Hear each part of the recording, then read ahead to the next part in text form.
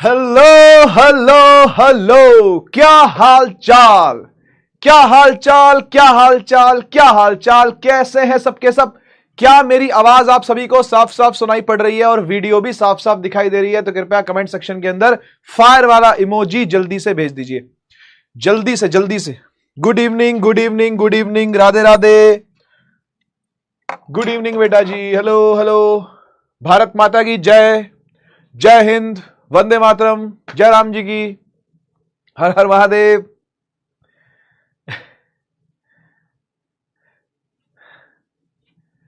अच्छा, अब फटाफट से बता दो, कल वाला लेक्चर आप सभी ने रिकॉर्डेड वर्जन में जो आपको दिया गया था वो आप सभी ने देख लिया? जो लेक्चर नंबर 1 आपको दिया गया था इस वेक्टर्स का वो आपने देख लिया क्या? आज लेक्चर 2 है बेटा, ठीक है ना। आज है लेक्चर नंबर 2, आज है लेक्चर नंबर 2, है ना। और लेक्चर 1 में मैंने ऐसी कोई भी ज्यादा बात नहीं करी जो कि आपको दिक्कत दे, है ना, जिससे कि आपको लेक्चर 2 समझ में ना आए। लेक्चर 1 अगर आपने नहीं भी देखा, फॉर एग्जांपल ज्यादातर बच्चे लिख रहे हैं वैसे कि देख लिया, नो मुझे कोई भी नहीं दिख रहा, yes he yes, yes he yes दिख रहे हैं, शायद एक आधा नो अभी ऊपर गया है ना। तो एक आधा ने नहीं भी देखा अगर, तो भी आज का लेक्चर समझ में आ जाएगा, ऐसी कोई दिक्कत नहीं जो समझ में नहीं आएगी, ठीक है ना। तो देख लिया तो बहुत अच्छी बात है, बहुत अच्छा काम किया आपने देख करके, अगर देख लिया है तो, ठीक है ना। तो आपको हेल्प तो होगी, ठीक है, आपको हेल्प तो होगी ही आगे के लेक्चर को समझने में, बिल्कुल बिल्कुल, ठीक है। चलिए तो आज भाई देखो चैप्टर नंबर 4 जो कि हमारा वेक्टर्स कह लो या फिर हम इसको मोशन इन अ प्लेन का ही पार्ट समझें, क्योंकि ये मोशन इन अ प्लेन का पार्ट ही है। अगर आप एनसीईआरटी ओपन करके देखोगे, वैसे मैंने आपको मना किया ओपन करने से, लेकिन आप ओपन कर सकते हो, लेकिन उसके बाद तुरंत क्लोज कर देना, ठीक है। ज्यादा नहीं देखना, ठीक है ना। एनसीईआरटी ओपन करा, ओपन करके एक बार चैप्टर नंबर 4 जो आपका है मोशन इन अ प्लेन, शायद चैप्टर नंबर 3 के नाम से वो होगा, जो भी है, ठीक है ना, एक बार देख लेना। उसमें शुरू के जो 4-5 पेज है ना, उसमें वेक्टर्स ही पढ़ा रखा है। तो वेक्टर्स तो पढ़ाना पड़ेगा ही, वेक्टर्स तो आपको पढ़ना पड़ेगा ही, वेक्टर के बारे में तो जानना पड़ेगा ही। खैर, वेक्टर की इंपॉर्टेंस मैंने लेक्चर नंबर 1 में बहुत सारी बता दी थी आपको, है ना। पहले ही बहुत सारी वेक्टर की जो बातें हैं वो मैंने आपको बता दी थी, ठीक है ना। इसके ऊपर क्वेश्चंस किस तरीके से बनते हैं मैं आपको और बता देता हूं। जो वेक्टर वाला चैप्टर है हमारा, मैं उसकी आपको एक सिंगल प्रैक्टिस शीट दूंगा, ठीक है, डीपीपी नहीं दूंगा। मतलब हर एक लेक्चर की डीपीपी देना पॉसिबल नहीं है। इसका क्यों पॉसिबल नहीं है सर? इसलिए पॉसिबल नहीं है क्योंकि हमारे जो टॉपिक्स हैं वो सब के सब बहुत ज्यादा इंटरटेंगल्ड है, बहुत सारे आपस में रिलेटेड टॉपिक्स हैं, ठीक है ना। तो जब आपको मैं लास्ट में प्रैक्टिस शीट दूंगा, आप वो प्रैक्टिस शीट बना लेना, आपको सफिशिएंटली वेक्टर की प्रैक्टिस हो जाएगी, ठीक है। वेक्टर की प्रैक्टिस करने के लिए आपको और 2 दिन इंतजार करना पड़ेगा। सवाल जो बीच में मैं करवाऊंगा वो तो करवाऊंगा ही, जो सवाल बीच में होंगे वो तो होंगे ही, लेकिन बेटर यह रहेगा कि पूरा वेक्टर पढ़ने के बाद ही आप सवालों को करें, ठीक है। क्योंकि बहुत सारी चीजें एक ही सवाल में लग जाती हैं, बहुत सारी चीजें जो हम वेक्टर के अंदर पढ़ेंगे ना वो एक ही सवाल के अंदर यूज हो जाएंगी, तो फिर वो आपको आएगी नहीं, क्योंकि सारे टॉपिक्स तो आपने अभी तक पढ़े नहीं।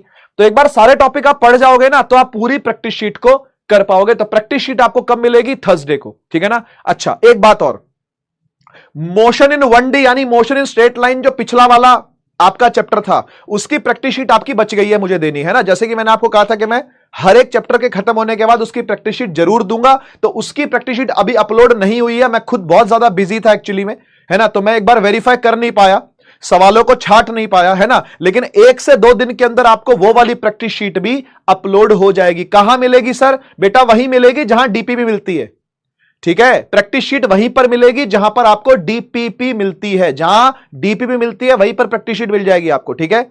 जो पहले के 2 चैप्टर थे यानी यूनिट्स एंड डायमेंशंस, उसकी प्रैक्टिस शीट आपको जहां पर मिली थी वहीं पर ही आपको डीपीपी वाले सेक्शन में ही आपको हमने मैथमेटिकल टूल्स या फिर बेसिक मैथमेटिक्स वाले चैप्टर की भी दी थी। मोशन इन 1D की भी वहीं मिलेगी, वेक्टर की भी वहीं मिलेगी, मोशन इन 2D की भी वहीं मिलेगी, ठीक है ना। जहां जहां डीपीपी मिलती रही है वहीं पर आपको प्रैक्टिस शीट मिल जाएगी, ठीक है। थोड़ा व्यस्तता के कारण, समय ना मिलने के कारण मैं उसकी प्रैक्टिस शीट को छाट नहीं पाया, लेकिन अब मैं छाट चुका हूं, तो 1 से 2 दिन के अंदर आपको वो भी मिल जाएगी और वेक्टर की भी प्रैक्टिस शीट आपको थर्सडे को मिल जाएगी, ठीक है। तब तक के लिए आपने क्या करना है? सिर्फ पढ़ना है, ठीक है। आपने सिर्फ और सिर्फ पढ़ना है, रिवीजन करना है, पढ़ना है, रिवीजन करना है, पढ़ना है और रिवीजन करना है, ठीक है ना। क्लास में आके पढ़ाऊंगा, घर पे आपने अपना रिवीजन करना है क्लास के बाद, ठीक है। जब क्लास चल रही होगी तो पढ़ना है और क्लास बंद होने के बाद आपने रिवीजन करना है, ठीक है। जो पढ़ा दिया उसी को रिवाइज करना, आपकी अच्छे से प्रैक्टिस हो जाएगी। क्या क्लियर है बात? क्या क्लियर है बात? हाँ, जिनका बैकलॉग है बेटा वो तो बैकलॉग करेंगे ही, और कब तक बैकलॉग को लेके अब आप बेचारे बने रहोगे?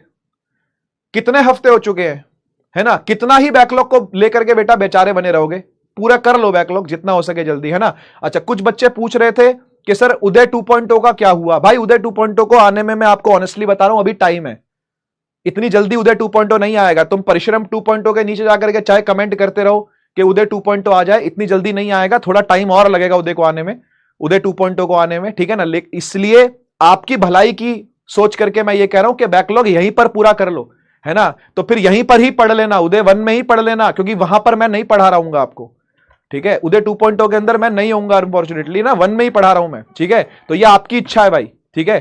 तो इसलिए मैं तो आपसे यही चाहूंगा कि आप बैकलॉग पूरा यहीं पर ही कर लो, उदय 2.0 को आने में अभी समय लगेगा, ठीक है? वहां पर मैं नहीं पढ़ाऊंगा, यहीं पर ही उदय 1 में ही पढ़ा पाऊंगा मैं। 2 पढ़ाने जितना मेरे पास टाइम नहीं है, क्योंकि बहुत सारे बैचेज और भी हैं मेरे पास, ठीक है? ये सब बातें अगर क्लियर हो गई हैं आपको, पहली बात डीपीपी वाली, प्रैक्टिस शीट वाली, और ये उदय 2.0 को लेकर के जो आप जगह जगह कमेंट कर रहे हो और जगह जगह मुझे भी आकर के पूछ रहे हो कि सर कब आएगा कब आएगा, तो भाई मैं नहीं जानता कब आएगा, लेकिन हाँ इतना जानता हूं कि समय लगेगा आने में। तो इसलिए बैकलॉग आपका बन गया है तो वो यहीं पूरा कर लो, क्योंकि 2.0 आएगा तो फिर वहां भी वही वाली आदतें रही तो वहां पर भी बैकलॉग बन जाएगा, ठीक है ना? बैकलॉग का कोई इलाज नहीं है, बैकलॉग का यही इलाज है कि भाई आपको लगना पड़ेगा उसको पूरा करने के लिए, ठीक है?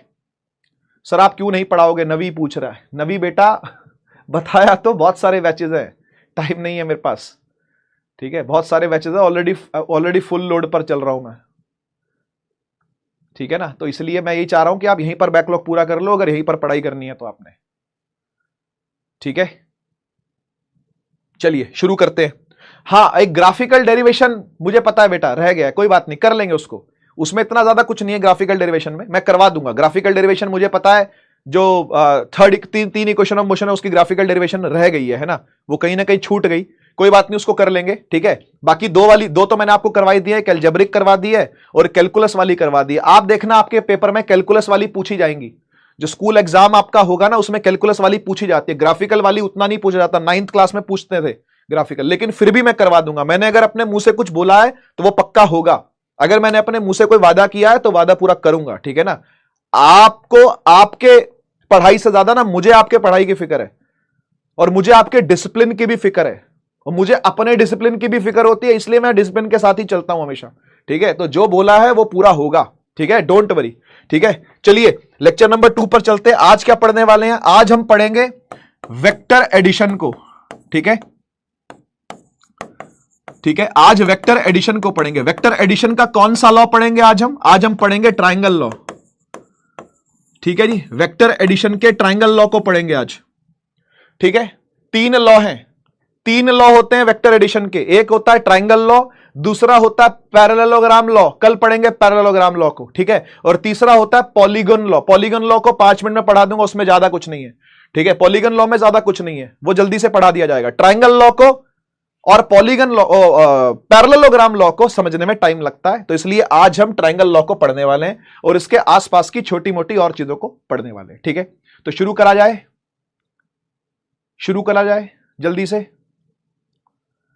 जल्दी से बता दो, शुरू करा जाए, स्टार्ट करें। आरडीएक्स मिलेगा? हाँ बिल्कुल देंगे बेटा आरडीएक्स, ठीक है?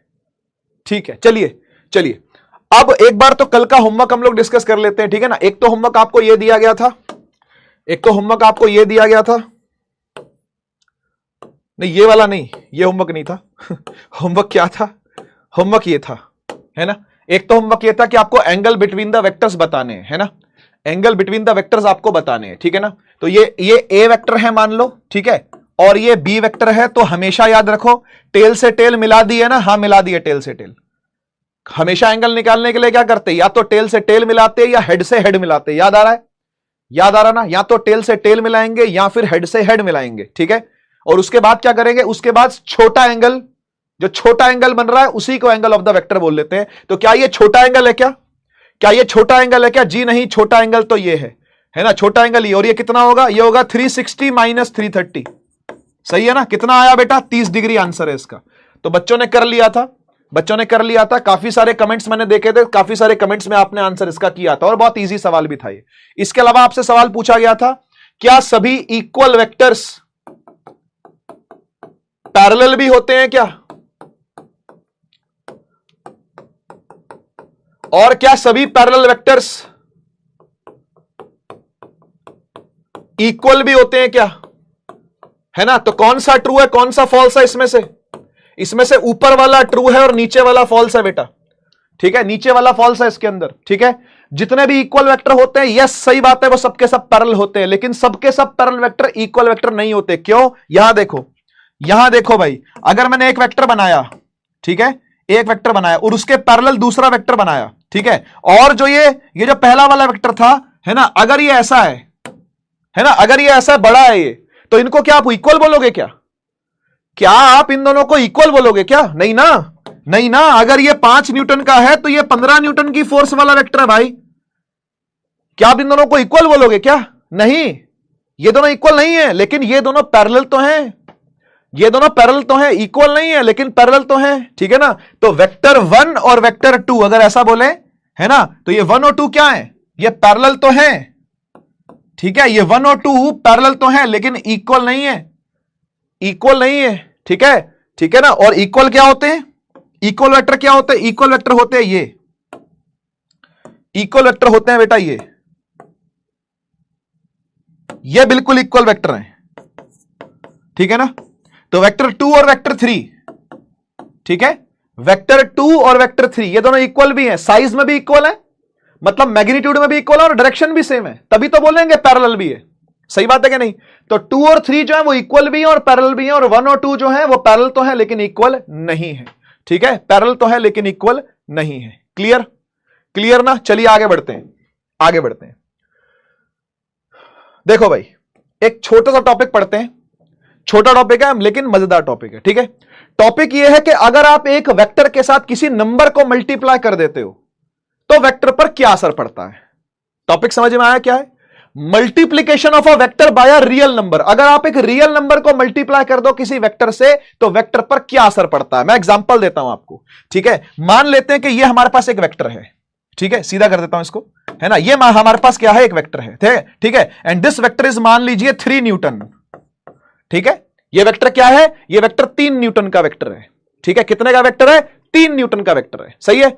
अब अगर मैंने इसके साथ एक रियल नंबर मल्टीप्लाई कर दिया, बोले तो क्या मल्टीप्लाई कर दिया? मान लो मैंने ये 3 न्यूटन का था ना, है ना, तो इसके साथ मैंने 3 मल्टीप्लाई कर दिया, ठीक है, यानी ये 3 टाइम्स 3 न्यूटन है, तो what it becomes? It becomes 9 Newton. और 9 न्यूटन जब बनेगा तो क्या होगा? 9 न्यूटन जब बनेगा तो क्या होगा? जब ये 9 न्यूटन बनेगा तो भाई इसके पैरेलल ही आएगा, है ना भाई, इसके पैरेलल ही आएगा, है ना। और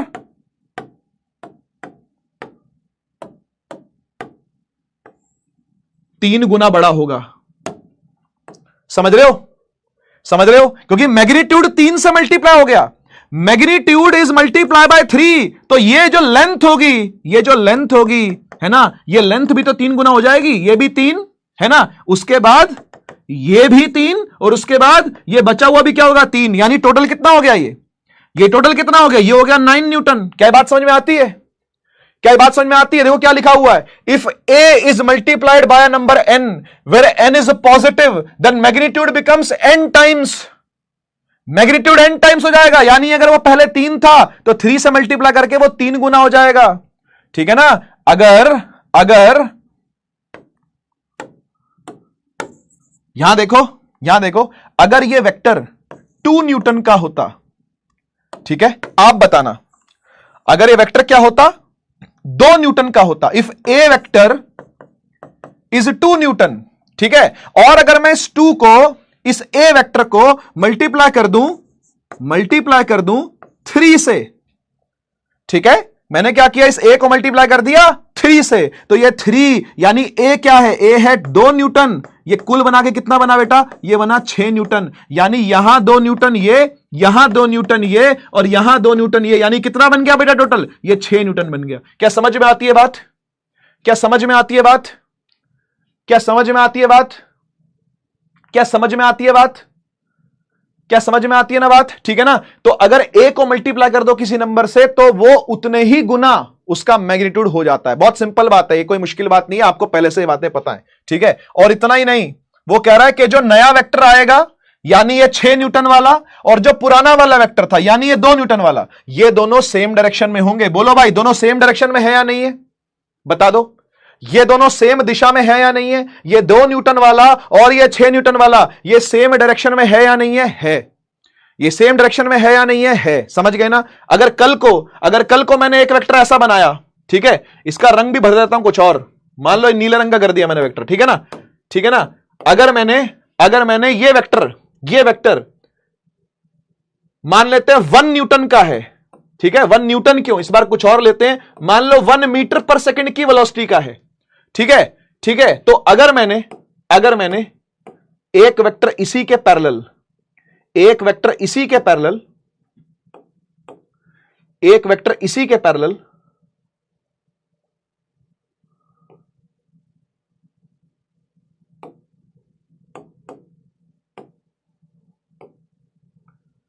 ऐसा बना दिया, ठीक है,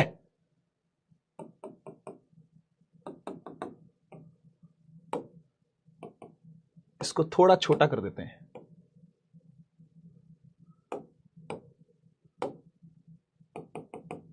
ठीक है बेटा। तो आपको इसकी शक्ल देख के क्या लग रहा है, ये कितना मीटर पर सेकंड होगा? ये अब कितना मीटर पर सेकंड होगा? कोई आइडिया?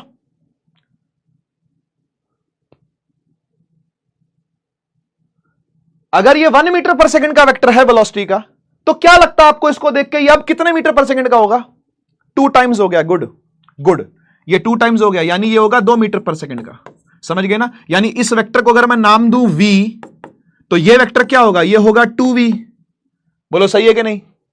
ये क्या होगा? ये 2 होगा। अगर ये v वेक्टर है तो ये क्या होगा? ये 2v वेक्टर होगा, है ना? तो आपको फील आ गई, है ना? आपको फील आ गई। बढ़िया, आगे बढ़ते हैं, एक और प्रॉपर्टी पढ़ते हैं। देखो क्या लिखा हुआ, कह रहा है if a is multiply by number n where n is negative, इस बार नेगेटिव से मल्टीप्लाई कर दिया। Oh my god, what does this mean? अब इसका मतलब क्या हुआ भाई? अगर मल्टीप्लाई कर दिया किसी नेगेटिव नंबर से तब क्या होता है? वो कह रहा भाई तब उसका मैग्नीट्यूड तो n टाइम्स हो जाता है, मतलब मैग्नीट्यूड तो n गुना बढ़ जाएगा, लेकिन डायरेक्शन अपोजिट हो जाएगी क्योंकि माइनस आ गया ना भाई।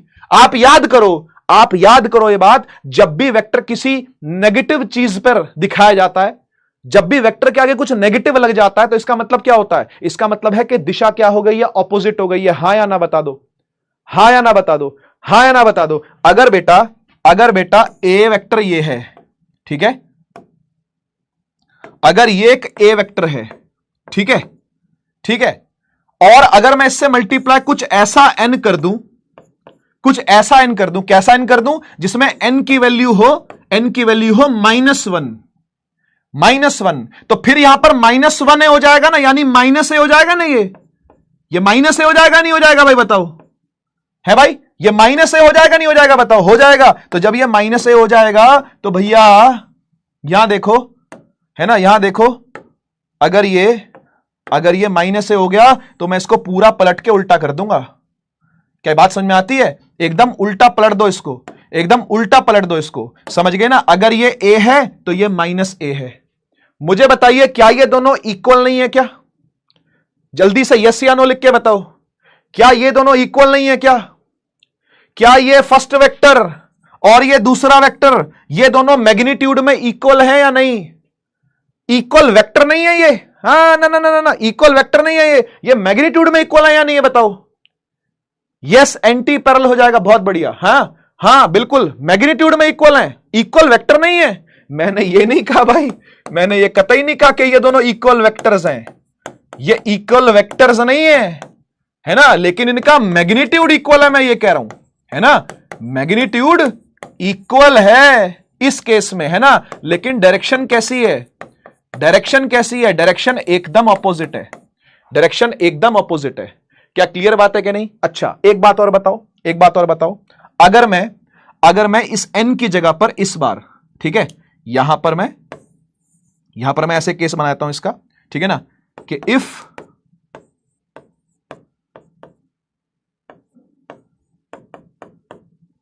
ठीक है, अगर Na के अंदर n को -1 पुट कर दिया तब ऐसा हो जाएगा, है ना। लेकिन अगर if in Na n is -3 तब क्या होगा, भाई, तब ये होगा, देख, तब बेटा देख, ये होगा, देख क्या होगा, तब ये होगा, देख, ये घूम तो जाएगा ही। क्यों घूम जाएगा, माइनस का साइन आया, और ये 3 गुना बड़ा भी हो जाएगा, ये 3 गुना बड़ा भी हो जाएगा। बोलो हाँ या ना, बोलो हो जाएगा या नहीं हो जाएगा, है ना। ये 3 गुना बड़ा भी हो जाएगा कि नहीं हो जाएगा, है ना। कहां बनाऊं, यहां बनाता हूं, नीचे। बोलो भाई, सही कर रहा हूं या गलत कर रहा हूं ये बात, ये चीज मैंने सही बोली या गलत बोली। क्या ये -3a वेक्टर है या नहीं है, ये -3a वेक्टर है या नहीं है, बता दो। तो यही तो बोल रहा था कि मैग्नीट्यूड तो n टाइम्स हो गया, है ना। अगर इसका मैग्नीट्यूड a है तो इसका 3a है ना, लेकिन माइनस की वजह से इसकी डायरेक्शन क्या आ गई, ऑपोजिट आ गई। सही कर रहा हूं कि गलत कर रहा हूं, सही है या गलत है, सही है, एकदम सही है ना, एकदम सही है। तो भाई समझना चाहिए आपको ये बात, ठीक है, आपको ये बात समझना चाहिए कि क्या क्या होता है जब आप n से n की कुछ वैल्यू से क्या करते हो, मल्टीप्लाई करते हो, ठीक है ना। आइए तीसरी प्रॉपर्टी की तरफ चले। देखो ये बहुत इजी चीजें हैं, ये मुश्किल चीजें नहीं है। n की वैल्यू प्लस में डालोगे वही डायरेक्शन रहेगी, n की वैल्यू क्या डालोगे वो मैग्नीट्यूड डिसाइड हो जाएगा उससे। n की वैल्यू अगर आपने माइनस डाल दी तो ऑपोजिट डायरेक्शन हो जाएगी, रेगुलर वेक्टर से ऑपोजिट हो जाएगा, सीधी सी बात है। और अगर आपने n की वैल्यू का कुछ बढ़ा दिया वैल्यू को, है ना, तो सीधी सी बात है क्या होगा, मैग्नीट्यूड बढ़ जाएगा या घट जाएगा, जो भी आपने n की वैल्यू रखी है, ठीक है। थर्ड केस आता है, अगर आपने n 0 कर दिया तो क्या होगा, भाई 0 कर दिया तो ये 0 वेक्टर हो जाएगा। आपको 0 वेक्टर याद है, जो बिल्कुल फालतू की चीज है, एकदम फालतू की चीज याद है आपको। अगर ये a वेक्टर है, सुनो, अगर ये एक a वेक्टर है, ठीक है, और मैंने बोला इन Na n इज 0, ठीक है, तो क्या होगा, मैं कुछ नहीं दिखा पाऊंगा भाई, मैं कुछ नहीं दिखा पाऊंगा, ऐसे दिखाना पड़ेगा इसको, है ना, ऐसे दिखाना पड़ेगा, है ना। और मैं क्या बोलूंगा, ये वेक्टर कैसा है, ये वेक्टर है 0, ये वेक्टर है 0 मल्टीप्लाइड बाय, अरे बोलो 0 multiplied by a which is 0 vector. याद आ रहा है, 0 वेक्टर क्या होता था, जिसका मैग्नीट्यूड है 0, और डायरेक्शन कैसी है, जिसकी डायरेक्शन है आर्बिट्ररी क्या होता है, रैंडम, ठीक है। तो मैंने अभी ऐसे दिखा दी तो उससे क्या फर्क पड़ता है ना। ये बिल्कुल फुद्दू चीज है, फालतू चीज बेटा। ए कैप नहीं है, ये वो यूनिट वेक्टर होता है, ये 0 वेक्टर है, इसको ऐसे लिखते हैं, 0 वेक्टर को ऐसे लिखा जाता है, ऐसे जैसा इसमें लिखा है मैंने, ये ऐसे लिखते हैं 0 वेक्टर को। ये यूनिट वेक्टर नहीं है, इसको ए कैप मत बोलो आप, है ना, ये ए कैप नहीं है, ये 0 वेक्टर है, ये 0 वेक्टर है, ठीक है ना। ठीक है, ये एकदम फालतू की चीज है भाई, ठीक है, इसी एकदम फुद्दू चीज है, ठीक है ना। इसको छोड़ दो, आपको ये 2 अच्छे से समझने हैं। एक बार फिर से आते हैं, ठीक है, मैं एक बार रिवीजन करा देता हूं इस पूरे का, ठीक है, एक बार इस पूरे का रिवीजन करा देता हूं। सुनिए, समरी दे रहा हूं।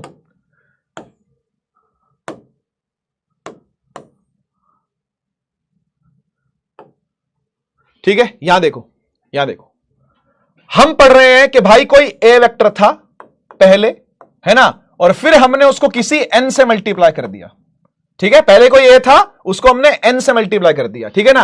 अब इफ एन इज पॉजिटिव, ठीक है, अगर एन पॉजिटिव है, दूसरा केस अगर एन नेगेटिव है, तीसरा केस अगर n क्या है, 0 है, ठीक है ना भाई। अब n पॉजिटिव है तो मान लेते हैं, हम लेट कर लेते हैं कि n क्या है, n प्लस में 2 है। यहां लेट कर लेते हैं n क्या है, n माइनस में 3 है। यहां लेट कर लेते हैं कि n तो 0, यहां लेट क्या करना है, ये तो 0 ही है, ठीक है।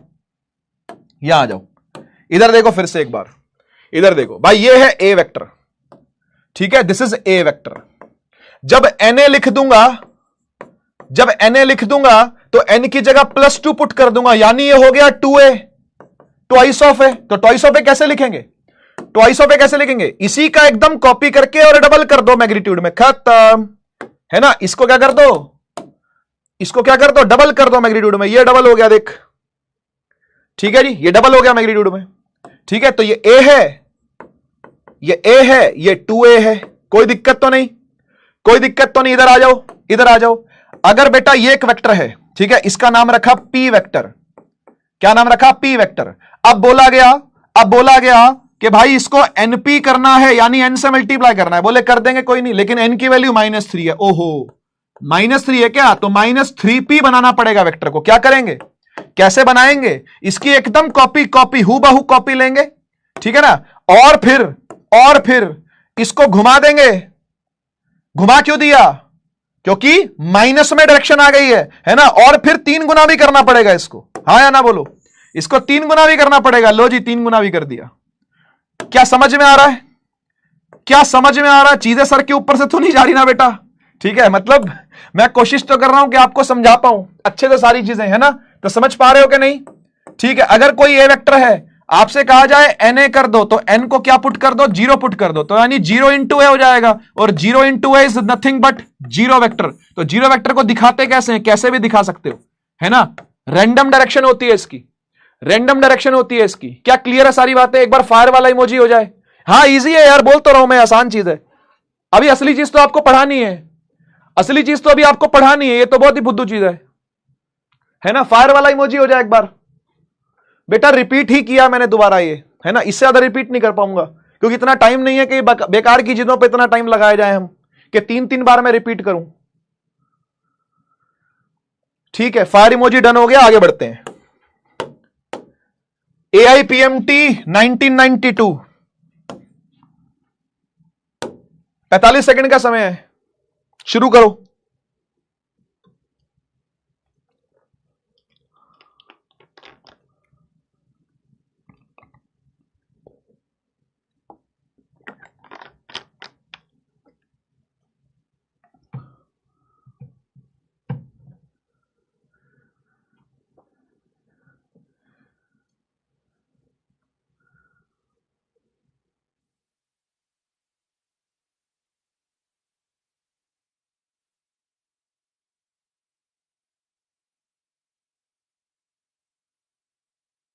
देखो, अगर आपने ऑप्शन सही से नहीं पढ़ा तो फिर यह विवाद हो जाएगा भाई,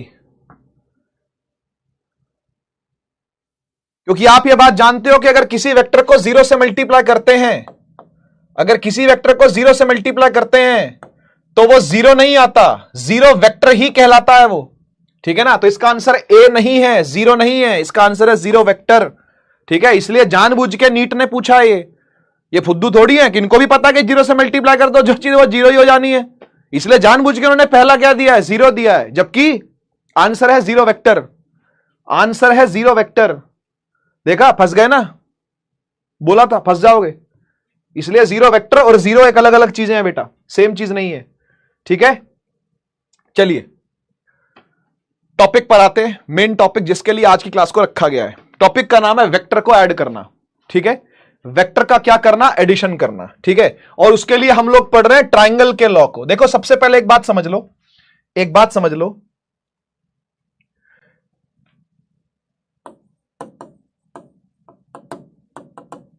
कि जब भी हम दो वेक्टर्स को ऐड करते हैं, ठीक है, सुन लीजिएगा, जब भी हम दो वेक्टर्स को ऐड करते हैं तो आंसर हमेशा एक नया वेक्टर आता है। There is a answer which is some new vector, ठीक है। इतनी बात अपने पास क्लियर रखो, इतनी बात अपने पास क्या रखो? क्लियर रखो, ठीक है। एडिशन जब भी दो वेक्टर्स का होगा तो जो भी आंसर आएगा वो एक नया वेक्टर ही आएगा, वो एक नया वेक्टर ही आएगा। दो वेक्टर जब भी ऐड होते हैं तो जो आंसर आएगा वो एक नया वेक्टर ही आएगा, ठीक है। वो ये नहीं कि स्केलर निकल के आ जाएगा, ऐसा कभी नहीं होता। एडिशन ऑफ टू वेक्टर्स का जो रिजल्ट आता है वो एक वेक्टर ही होता है। अब सुनो बात को ध्यान से, ये जो न्यू वेक्टर आता है ना, इसके लिए हम एक टर्म यूज करते हैं। ये जो नया वेक्टर आता है इसके लिए हम एक टर्म यूज करते हैं, उस टर्म का नाम है resultant, resultant of two vectors, ठीक है, ऐसा बोलते हैं इसको, रिजल्टेंट ऑफ टू वेक्टर्स। या फिर हम इसको बोलते हैं सम ऑफ टू वेक्टर्स, ठीक है। कभी कभी ये दोनों टर्म्स बहुत कॉमनली यूज होती हैं, कभी कभी ये दोनों टर्म्स बहुत ही कॉमनली यूज होते हैं। कभी कभी हम सम बोल देते हैं, कभी कभी हम रिजल्टेंट बोल देते हैं, लेकिन आपको इसका मतलब समझना चाहिए। इसका मतलब मोटा मोटा, इसका मोटा मोटा मतलब है एक नया वेक्टर आना, ठीक है। इसका मोटा मोटा मतलब क्या है, एक नया वेक्टर निकल करके आना। जैसे मैं एग्जांपल देता हूं, मुझे एक बात बताओ, मान लो ये एक बॉक्स है, ठीक है, ये एक बॉक्स है।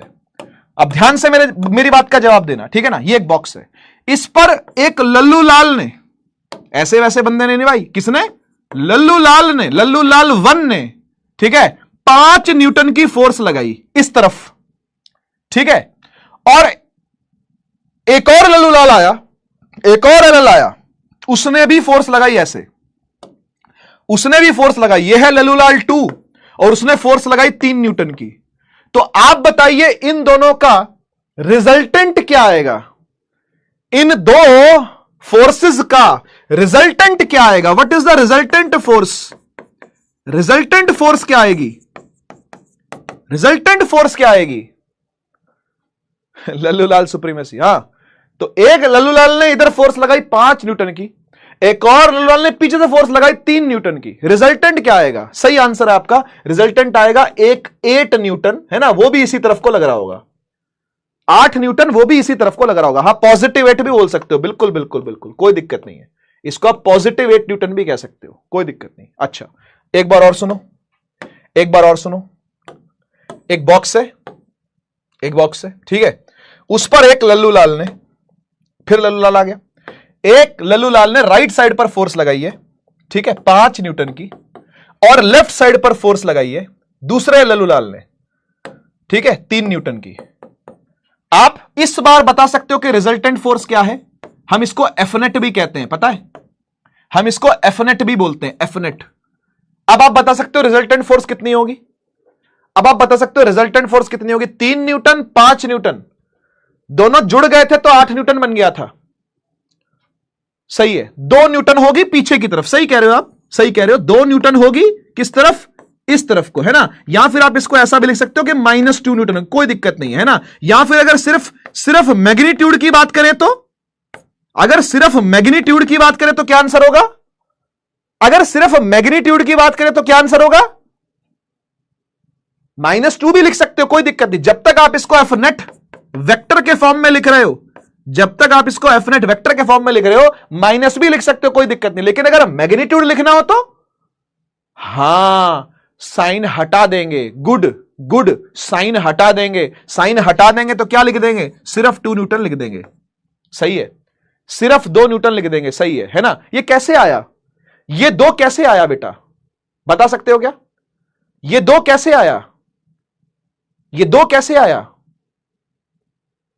ये 2 कैसे आया, ये 2 कैसे आया,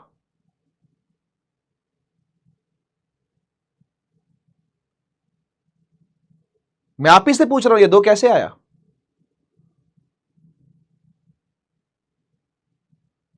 बढ़िया, गुड। इतनी तो सोच आपकी है, इतनी तो सोच आपकी है कि भाई 5 आगे है और 3 पीछे है, तो क्या इन दोनों को हम ऐड करेंगे, क्या हम इन दोनों को ऐड करेंगे या सब्ट्रैक्ट करेंगे, क्या हम इन दोनों को ऐड करेंगे या सब्ट्रैक्ट करेंगे, क्या लगता है आपको।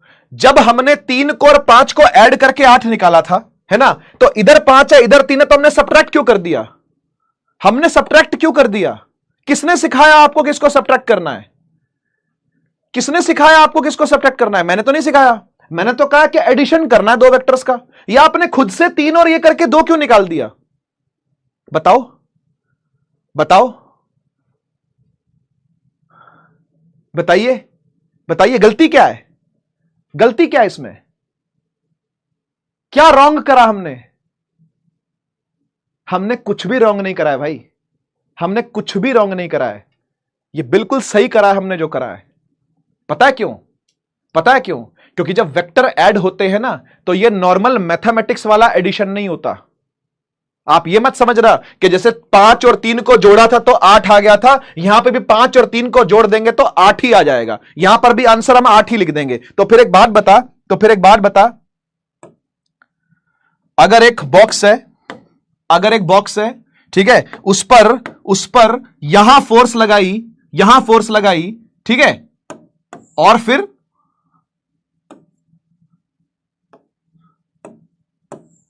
यहां भी फोर्स लगाई, ठीक है, और इक्वल फोर्स लगा रहा हूं, इक्वल फोर्स यानी यहां भी 5 न्यूटन लगाया, यहां भी 5 न्यूटन लगाया, तो तुम क्या बोलोगे, इस बॉक्स पर 10 न्यूटन लग रही है क्या?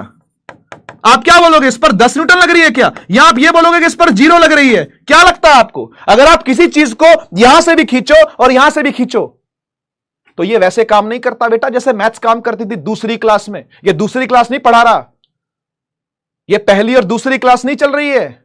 क्या आप इसको सीधा सीधा ऐड कर देंगे? क्योंकि हम तो सर एडिशन पढ़ रहे हैं, हम सब्ट्रैक्शन कहां पढ़ रहे हैं बेटा? एडिशन का मतलब यहां पर होता है रिजल्टेंट निकालना, मतलब एंड रिजल्ट क्या आया है ना? इसका आंसर 10 नहीं होगा, इसका आंसर 10 नहीं होगा। यहां पर यह भी मैटर करता है कि एंगल क्या है। दो वेक्टर के बीच का एंगल सिखाया था ना पिछली क्लास में, इसीलिए सिखाया था वो यूज होगा अब वो यहां यूज होगा। ठीक है, तो मैंने आपको थोड़ा सा प्रीफेस पहले ही दे दिया कि ऐड करने का क्या मतलब होता है। दो वेक्टर्स को ऐड करने का मतलब वो नहीं है कि तुम दूसरी क्लास में बैठ के ऐड कर रहे हो, कि तुम दूसरी क्लास में बैठ करके इसको ऐड कर रहे हो। ये वो वाला एडिशन नहीं है, ये वो वाला एडिशन नहीं है, समझ रहे हो ना? दूसरी क्लास में बैठ करके हम ऐड नहीं कर रहे इसको कि तुम बोलोगे सर ये 5 और 3 का भी आंसर 8 ही होगा और ये 5 और 3 का भी आंसर 8 ही होगा। यहां पर एंगल भी मैटर करेगा कि एंगल क्या है। ठीक है, यहां पर एंगल भी मैटर करता है कि एंगल क्या है। समझ में आई ये वाली बात? क्या ये वाली बात समझ में आई? ठीक है, अच्छा हाँ ओके, 5 और 3, हाँ ये तो सही, ये तो सही कह रहे हो, ये तो सही कह रहे हो। अच्छा एक काम करते हैं, इधर कर देता हूं, इधर कर देता हूं 5, ठीक है, इधर कर देता हूं 3, है ना? अब सही है, अब सही है ना? अब सही है, ठीक है ना? क्या बात समझ में आई है ना? क्या बात समझ में आई ना? तो ये दूसरी क्लास के एडिशन नहीं है भाई, ये दूसरी क्लास के एडिशन नहीं है कि तुमने सीधा सीधा ऐड कर दिया, सीधा सीधा माइनस कर दिया। ऐसा नहीं होता, ऐसा नहीं होता। यहां पर एंगल भी मैटर करता है। अच्छा एक बात बताओ, एक बात और बताओ, एक बात और बताओ, अगर बेटा एक ब्लॉक को, एक ब्लॉक पर ठीक है, मैंने ऐसे फोर्स लगाई 5 न्यूटन की, ठीक है, और ऐसे फोर्स लगाई 5 न्यूटन की, ठीक है, ऊपर की तरफ भी फोर्स लगाई 5 न्यूटन की। अब क्या लगता है आपको आंसर क्या होगा? अब रिजल्टेंट कैसे निकालोगे? यह करना तो बहुत आसान था, और यह करना भी बहुत आसान था, और यह करना भी बहुत आसान था। यहां पर क्या होगा? यहां पर क्या करेंगे? अब क्या करेंगे?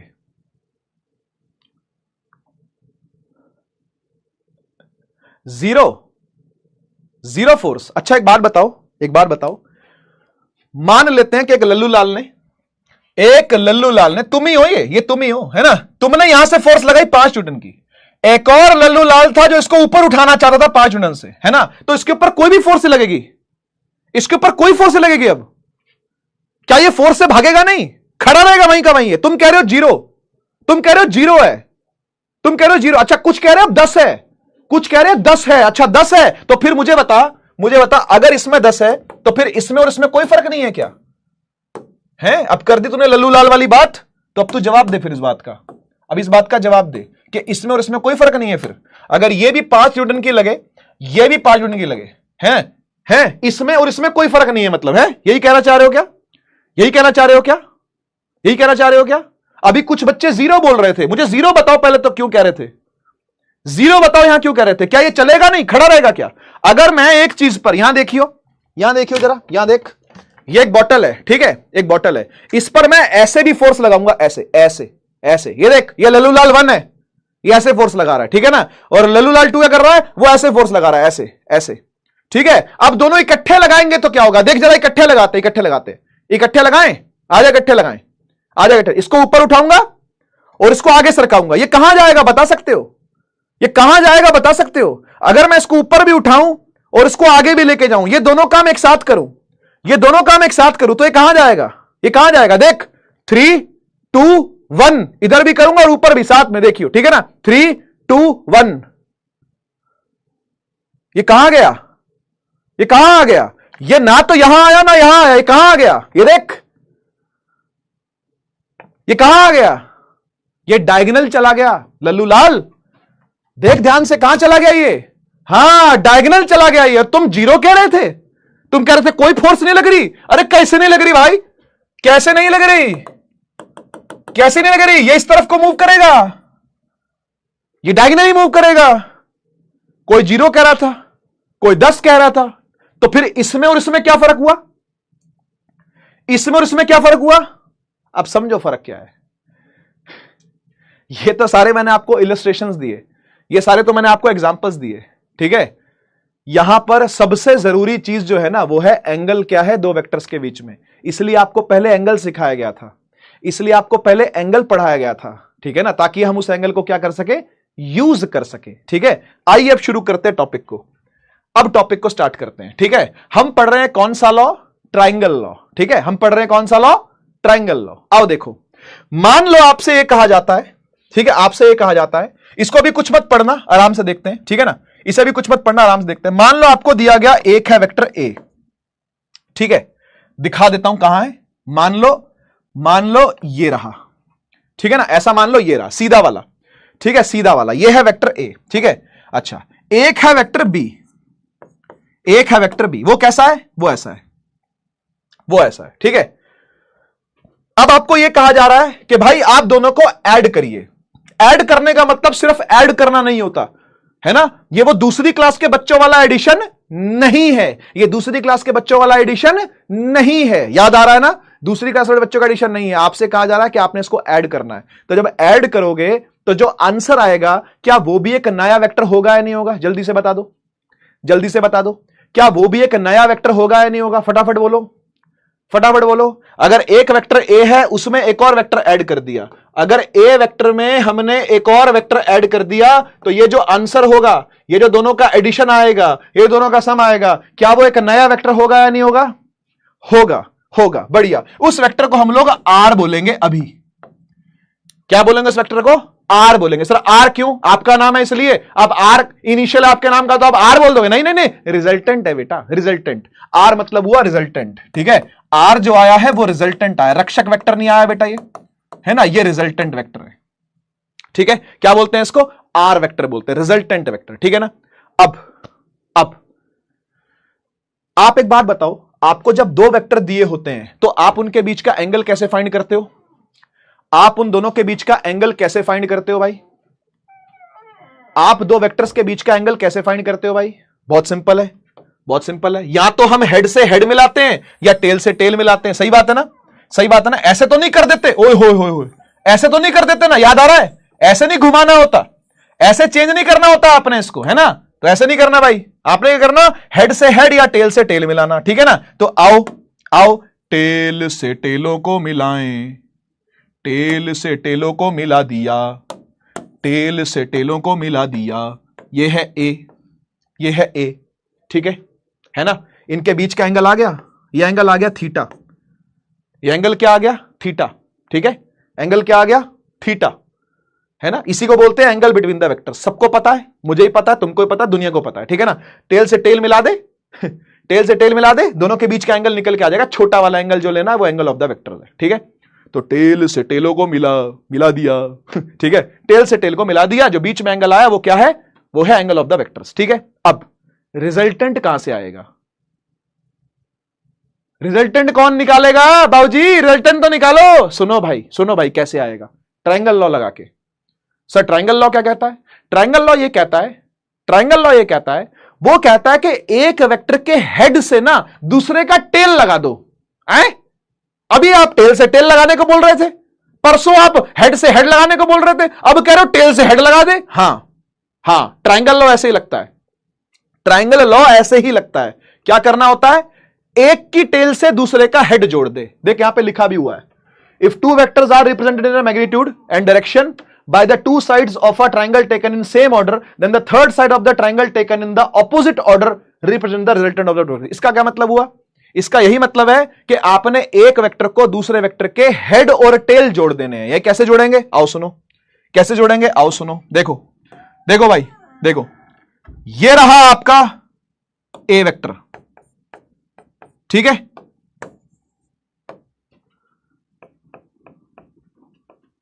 ठीक है ना। ये रहा आपका ए वेक्टर, ठीक है। ये रहा आपका क्या, ए वेक्टर।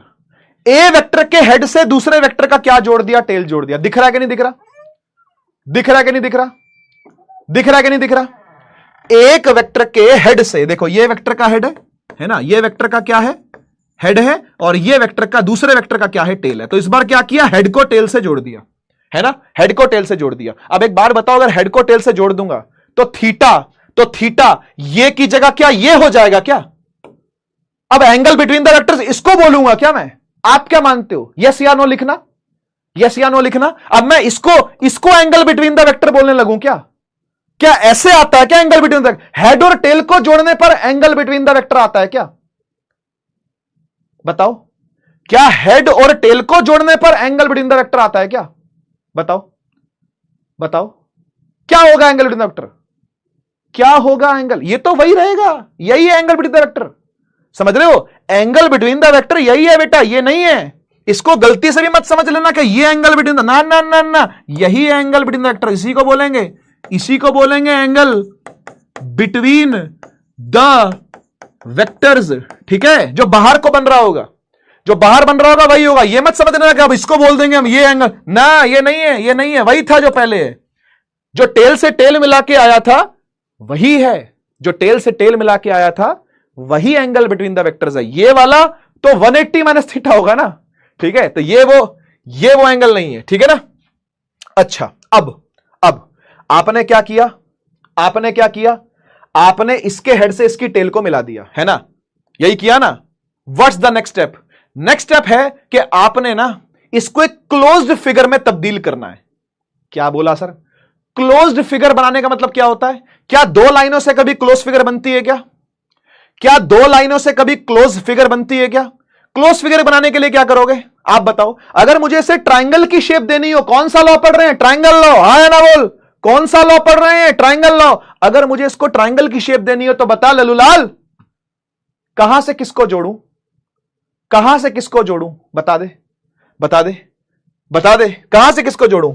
सर ए की टेल से बी के हेड को ऐसे जोड़ देंगे अगर, तो ये एक क्लोज्ड फिगर बन गई। हां या ना बोल दो, हां या ना बोल दो। क्या ये क्लोज फिगर है, क्या ये क्लोज फिगर बन गई या नहीं बन गई, हां या ना। क्लोज फिगर का मतलब होता है बेटा जो एरिया ऑक्यूपाई करे, जो कुछ ना कुछ एरिया ऑक्यूपाई करे। क्या ये क्लोज फिगर बन गई या नहीं बन गई, सोच के बोलो, सोच के बोलो, क्या ये क्लोज फिगर बन गई या नहीं बन गई, बन गई। लेकिन ये आंसर नहीं है, ये रिजल्टेंट नहीं है। तो सर फिर रिजल्टेंट क्या है, रिजल्टेंट देख ये है, रिजल्टेंट ये है, this is the resultant, this is the R vector,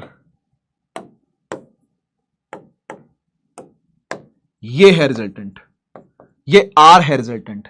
अब दोबारा पढ़ते हैं क्या बोल रहा है, कह रहा दो vectors are represented in magnitude direction by the two sides of a triangle taken in the same order. देखो सेम ऑर्डर में लेने का मतलब होता है ऐसे करना और ऐसे करना, इधर से इधर, इधर से इधर, है ना। ये ए था, ये बी था, सेम ऑर्डर में, है ना। और सेम ऑर्डर में ही अगर मैं आर ले लेता, सेम ऑर्डर में ही अगर मैं रिजल्टेंट ले लेता तो ये गलत होता। वही बोल रहा है, ये कह रहा है जो थर्ड साइड है, जो ट्राइंगल की थर्ड साइड है, उसे ऑपोजिट ऑर्डर में लेना है। ये नहीं कि तूने क्लोज फिगर के चक्कर में ऐसे कर दिया ये क्लोज फिगर बन गई, ना ना बेटा ना। अगर ये ए वेक्टर है ध्यान से देख, और ये बी वेक्टर है ध्यान से देख, तो ये नहीं है आर वेक्टर, ये नहीं है आर वेक्टर। तो फिर क्या है, वो कह रहा है ऑपोजिट ऑर्डर कर दे। ऑपोजिट ऑर्डर का मतलब क्या, ऑपोजिट ऑर्डर का मतलब ये कि भैया अगर ए वेक्टर लिया है उसके साथ अगर ऐसे ट्राइंगल की दूसरी साइड बी वेक्टर ली है तो ट्राइंगल की तीसरी साइड ऐसे नहीं लेनी, उल्टा लेना, उल्टा लेना।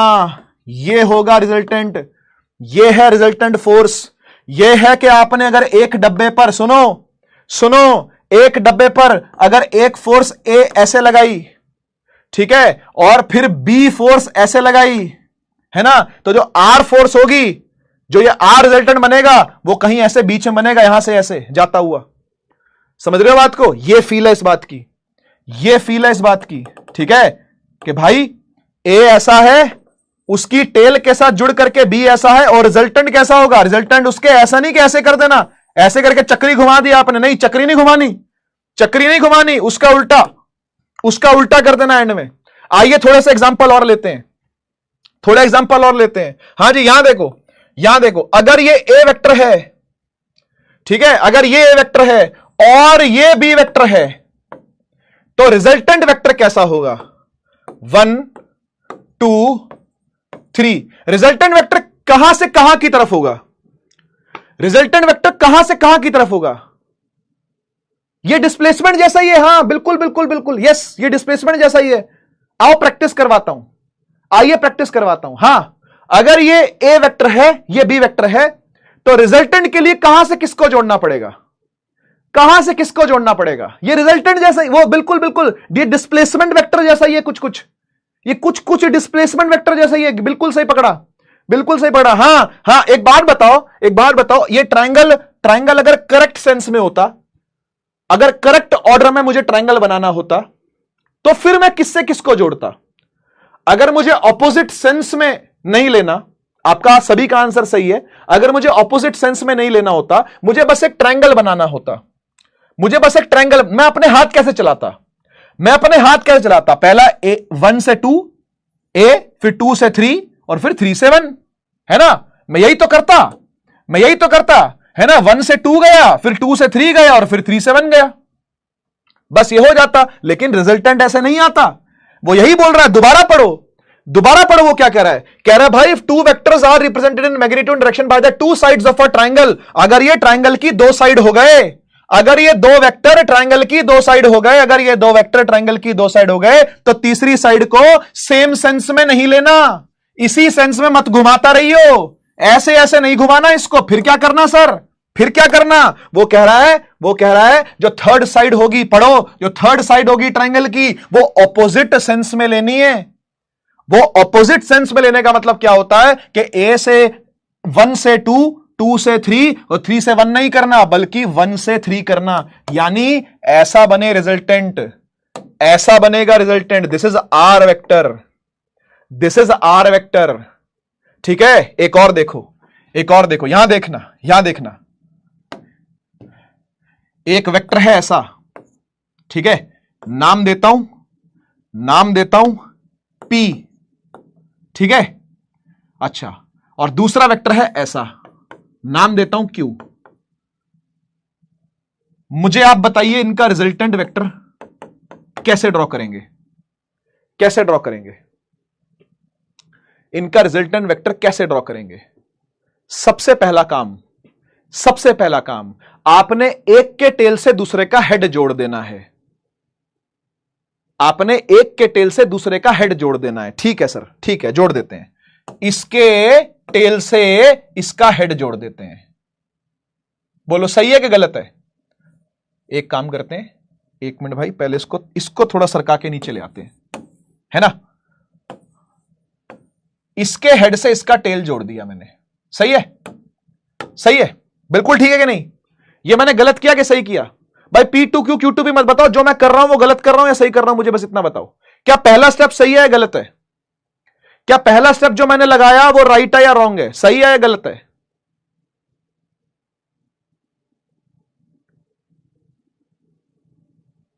क्या पहला स्टेप जो मैंने किया वो सही है या गलत है? सही है। अब मुझे बताओ रिजल्टेंट कैसे आएगा? देखो, ट्रायंगल की 2 साइड दिख रही है मुझे।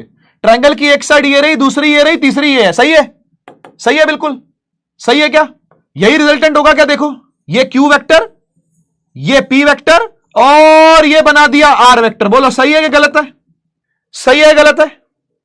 बता दो। अरे ट्रायंगल के साइड से तो चलाऊं, जैसे ट्रायंगल की साइड चलते हैं वैसे ही तो चलाऊं। Q चला, P चला और फिर R आ गया। क्या सही आ रहा है? क्या ये रिजल्टेंट सही निकाला?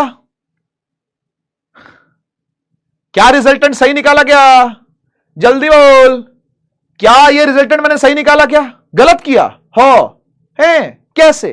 क्या, क्यों, किस लिए, कितने का, कब? गलत है। अच्छा, फिर सही क्या होगा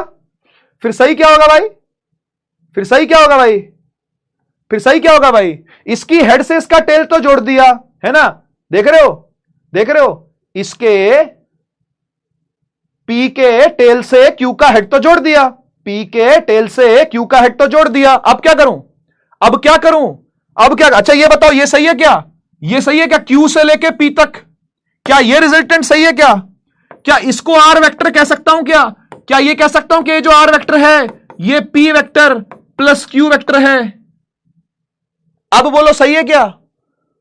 अब बोलो सही है क्या? अब बोलो सही है क्या?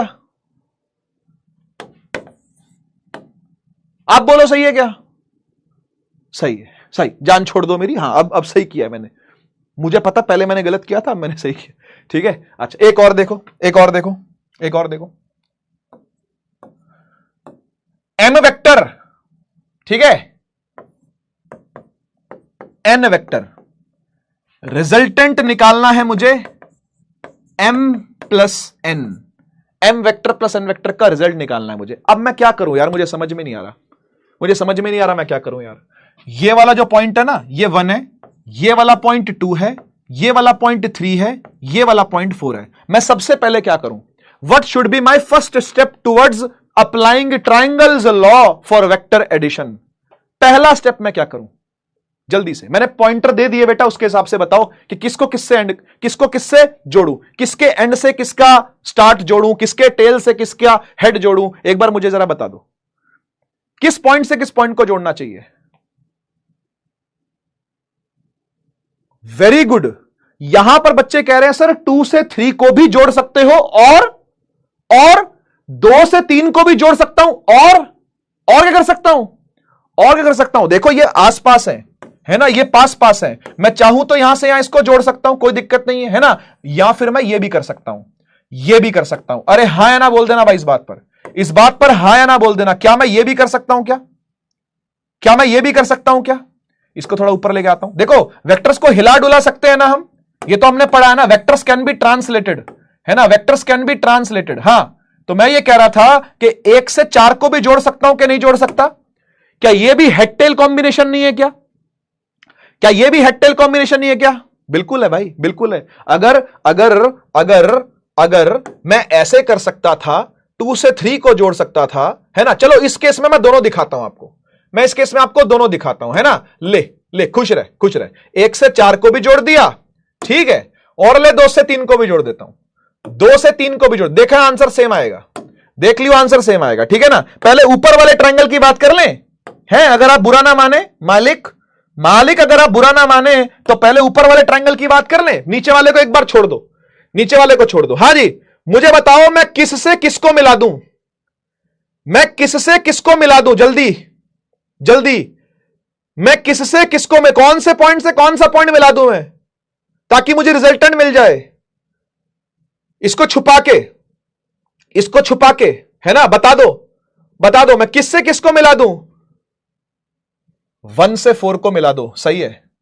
गुड गुड गुड मालिक, गुड मालिक, बिल्कुल सही जवाब दे रहे हैं। अब क्या बात है, मालिक तो आप ही है ना, लेकिन मालिक जैसा बोलेंगे वैसा करना पड़ता है।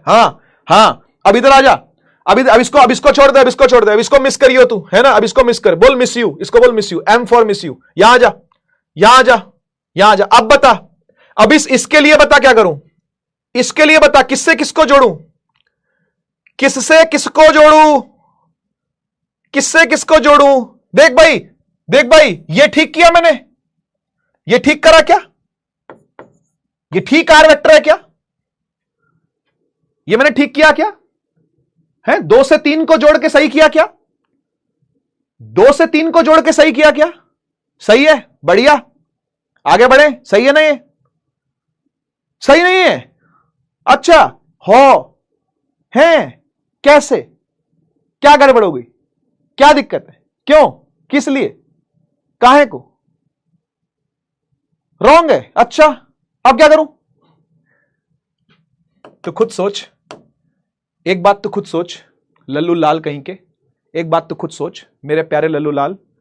अगर रिजल्टेंट वेक्टर पहले ऐसी दिशा वाला आया है तो अब क्या ऐसी दिशा वाला हो जाएगा क्या?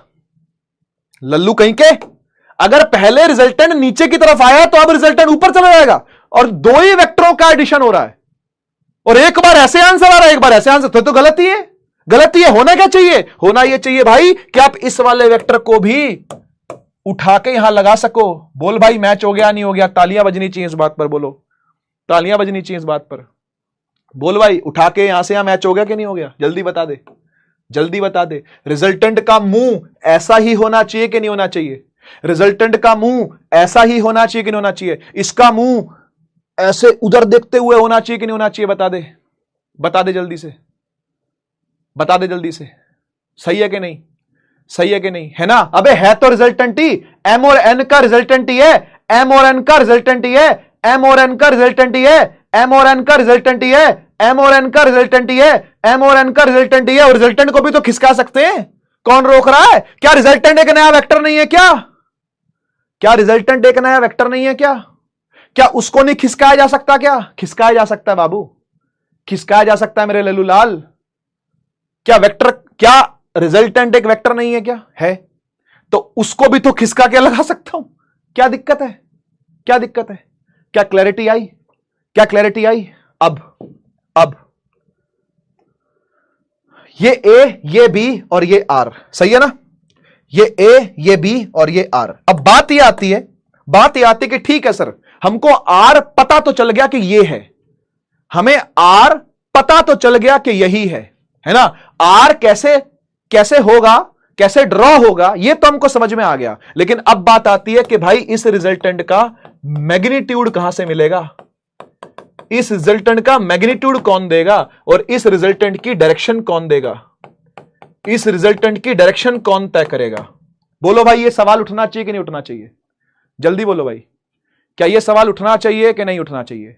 इस रिजल्टेंट का मैग्नीट्यूड कौन देगा? इस रिजल्टेंट की डायरेक्शन कौन देगा? क्या यह सवाल उठना चाहिए कि नहीं उठना चाहिए? बोलो भाई, क्या यह सवाल उठना चाहिए कि नहीं उठना चाहिए? इस रिजल्टेंट वेक्टर का मैग्नीट्यूड कहां से आएगा? इस रिजल्टेंट वेक्टर की डायरेक्शन कहां से आएगी? आइए बात करते हैं, आइए बात करते हैं कि इसका मैग्नीट्यूड कहां से आएगा और इसकी।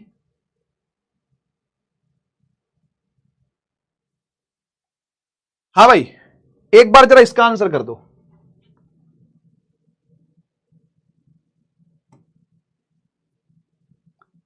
आराम से देख के करना, आराम से देख के एक बार इसका आंसर कर दो।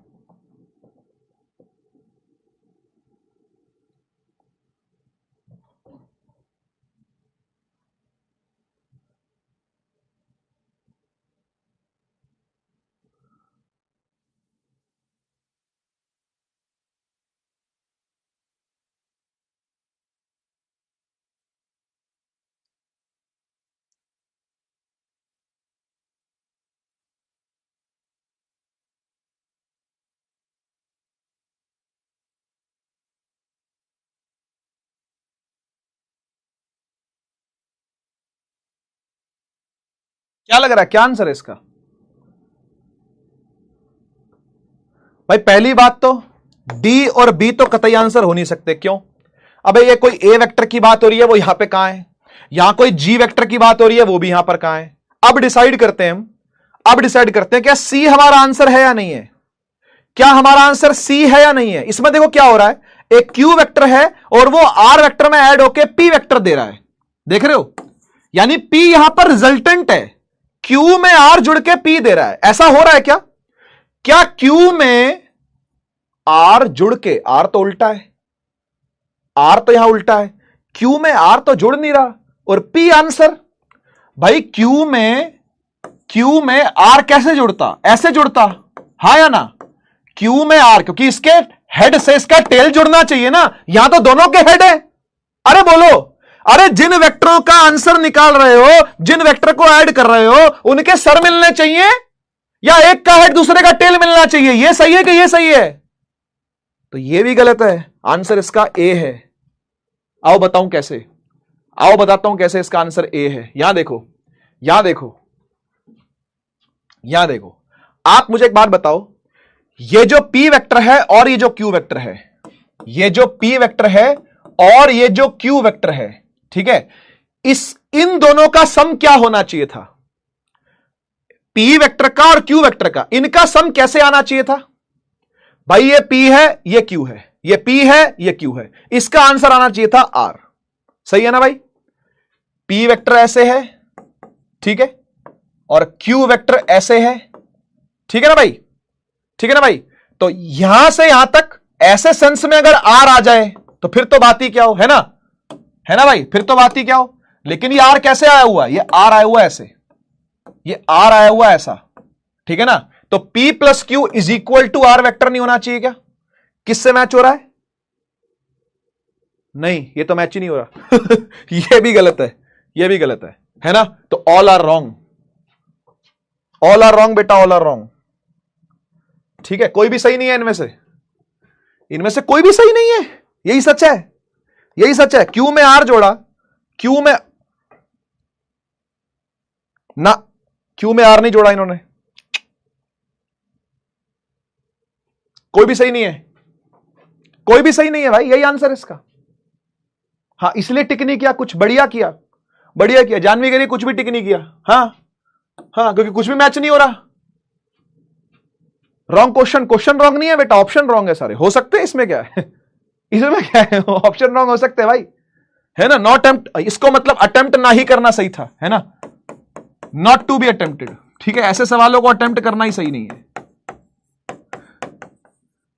ठीक है जी हाँ, ई, ऑल क्वेश्चंस आर रॉन्ग, बिल्कुल सही है ना? यही होना चाहिए था। आइए आइए फाइंड करें, आइए फाइंड करें कि ये जो हमारा रिजल्टेंट है, ये जो हमारा रिजल्टेंट आर है ना? जहां पर हम लोग लिखते हैं कि आर क्या है, ए वेक्टर प्लस बी वेक्टर है ना? उसका मैग्नीट्यूड कैसे आएगा? ठीक है, ये डेरिवेशन स्कूल में पूछी जाती है बेटा। ठीक है, रिजल्टेंट के मैग्नीट्यूड की, रिजल्टेंट के मैग्नीट्यूड की डेरिवेशन स्कूल में आती है। तो derivation is in the school, इसलिए ध्यान से सुनिएगा। ठीक है, बात कर रहे हैं हम लोग किसकी? मैग्नीट्यूड की। ठीक है, चैट ऑफ कर दीजिए, पढ़ने वाले बच्चे अपनी चैट बंद कर दें। ठीक है, पढ़ने वाले बच्चे अपनी चैट बंद कर दें अब। ठीक है, केवल स्पैमर को स्पैम करने दो, उन्हें भी मौका दो बेटा कुछ कुछ लिखने का। ठीक है, पढ़ने वाले बच्चे अपनी चैट को ऊपर से क्लोज कर दे और ध्यान से मेरी बात को सुने। ठीक है, क्योंकि ये जो डेरिवेशन है स्कूल के अंदर आती है। ठीक है, हम फाइंड कर रहे हैं मैग्नीट्यूड किसका? रिजल्टेंट का, मैग्नीट्यूड ऑफ आर हम ये फाइंड करने जा रहे हैं। कैसे करेंगे आओ देखो। सिस्टम ये है भाई कि एक वेक्टर है ए, यही है ना भाई? एक वेक्टर है ए और दूसरा वेक्टर है बी, और इन दोनों के बीच का जो एंगल है वो ये नहीं है। पहली बात हो चुकी है हमारी ये, इन दोनों के बीच का एंगल ये नहीं है, इन दोनों के बीच का एंगल ये है, इन दोनों के बीच का एंगल ये है, ये थीटा है। This is the angle between A and B. ठीक है ना? ये एंगल है ए और बी के बीच का। ठीक है, ये एंगल नहीं है, ये एंगल नहीं है। ठीक है ना? अब आइए चलते हैं आगे और बात करते हैं कि कैसे हम लोग रिजल्टेंट की तरफ पहुंचेंगे। मुझे एक बात बताओ, रिजल्टेंट कौन सा होगा? यहां पर रिजल्टेंट होगा यहां से यहां इसको मिला देना। ठीक है, कलर चेंज कर देता हूं, है ना? कलर चेंज कर देता हूं, यहां से यहां इसको मिला देना, इसी का नाम रिजल्टेंट है ना? इसी का नाम रिजल्टेंट है। सही है ना भाई? यही रिजल्टेंट है कि नहीं? है ना? यही रिजल्टेंट है ना? आर, यही आर हमारा रिजल्टेंट है। सही है? ठीक है, यही आर जो है वो क्या है? हमारा रिजल्टेंट है। ठीक है, अच्छा, अब इस रिजल्टेंट का इस हॉरिजॉन्टल लाइन से, ये जो हॉरिजॉन्टल लाइन है कहीं से भी हो सकती है हॉरिजॉन्टल लाइन, फिलहाल ये ए के ऊपर ही आ रही है, ये कहीं भी हो सकती है। वैसे ये हॉरिजॉन्टल लाइन तो यही होगी, लेकिन ए वेक्टर कहीं भी हो सकता है। ठीक है ना? तो इनके बीच के इस एंगल को अल्फा कहते हैं, अल्फा। ठीक है, मैं यहां लिख देता हूं, जो थीटा है वो angle between A and B है। ठीक है, angle between A and B है। ठीक है, लेकिन ये जो अल्फा है ये है एंगल ऑफ रिजल्टेंट वेक्टर। ठीक है, विद एक्स एक्सिस।